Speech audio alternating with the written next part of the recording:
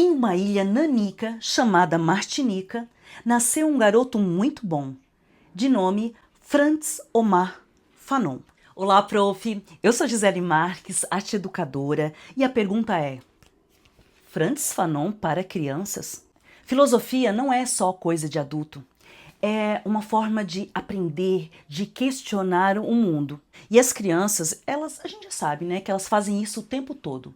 Então me diz, se as crianças já pensam o mundo, por que a gente limita tanto o que elas podem ou não compreender? E é justamente aí que Franz Fanon entra. Ele nos ensina que o racismo organiza quem é reconhecido como humano e quem não é. Quando ele fala da zona do não ser.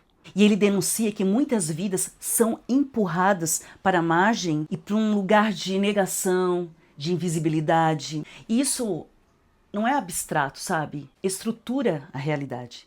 E se isso estrutura a realidade, por que não utilizar diferentes estratégias para conversar com as crianças? Fanon nasceu em 1925 na Martinica.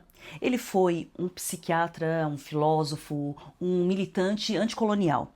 Mas reduzir Fanon à sua biografia é muito pouco. Ele foi um intelectual que pensou o racismo a partir das suas experiências e transformou essas experiências em crítica, teoria e ação. E nos seus 36 anos de vida, ele escreveu diferentes obras, assim, né, muito importantes. Uma das mais conhecidas, talvez a mais conhecida, que é Pele Negra, Máscaras Brancas. Também Os Condenados da Terra. Eu tenho um texto dele que é A Medicina e a Colonialidade, que eu até estou utilizando como base na minha dissertação.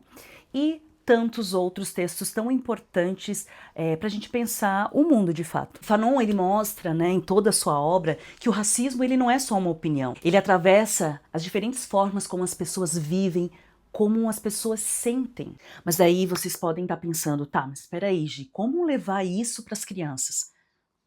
Calma. É justamente nessa hora que entra a nossa mediação, essa pedagogia. Por exemplo, este livro aqui, que eu já tenho há algum tempo, que é do André Nicolitti e também com a ilustração do Nathan Gabriel, ele é muito interessante. Vou deixar algumas imagens aqui para vocês, porque ele fala a linguagem das crianças, né? Ao trazer o Fanon para o universo infantil, ele pega todo esse conteúdo denso e traz uma narrativa sensível, a partir das imagens, a partir do próprio discurso mesmo, para introduzir essa filosofia. Nessa ilha falavam-se as duas línguas, o francês, visto como ouro, e a outra, a mal vista, que era o crioulo. E quando a gente fala do crioulo, fala-se muito em línguas de contato, né? Línguas que tiveram influência, mas muita gente já está conversando sobre isso dentro da linguística, por exemplo, a língua crioula de Cabo Verde, mas sim, a língua cabo-verdiana, porque na verdade todas as línguas são línguas de contato, né? O próprio português. A gente não simplifica, Fanon, a gente traduz a experiência que ele denuncia. Com as crianças, o Fanon ele não vira conceito, ele vira experiência, perguntas, quem aparece nas histórias, quem de fato é valorizado, quem é ouvido, quem mais fala. Aqui o trabalho ele não é só teórico, ele tem muito do que é pedagógico.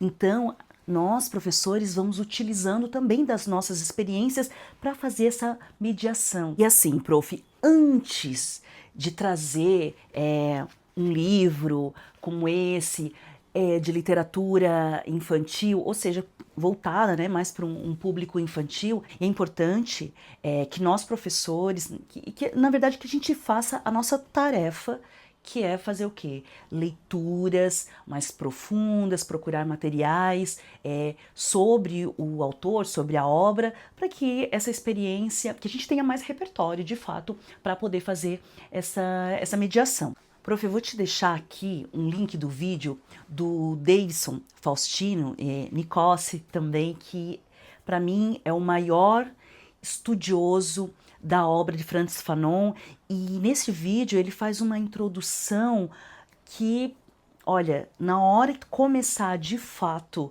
né, para quem ainda não conhece, ou quem já conhece também, que quer se aprofundar um pouco mais na obra, assistir inicialmente esse vídeo vai abrir um mundo, assim.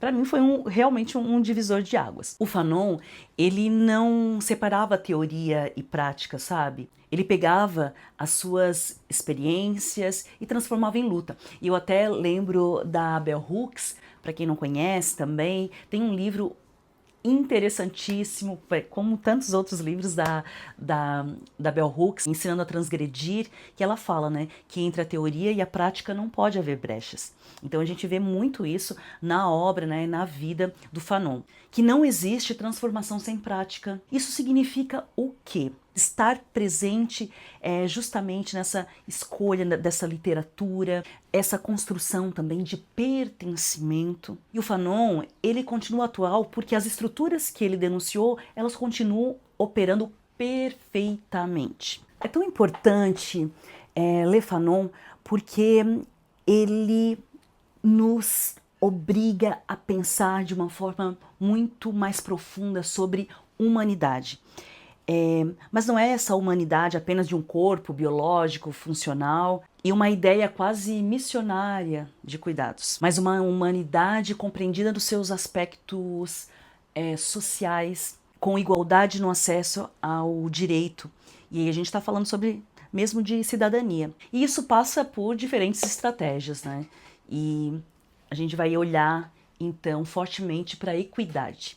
Este livro aqui, do André Nicolitti, ele também tem uma tradução aqui em francês, porque o autor colocou muito aqui da sua visão. Quando a gente conhece um pouco mais da obra do Fanon, então a gente vai percebendo aqui o que é do autor, as ideias do André, o que é referente ao Fanon, mas penso que é uma ótima forma dessa introdução, né, de um pensamento filosófico com as crianças. Então, conta aqui embaixo, já conhecia a obra de Fanon, já tinha pensado a respeito disso, tem alguma experiência para trocar? Inscreva-se aqui no canal, compartilhe. Beijo e até o próximo vídeo.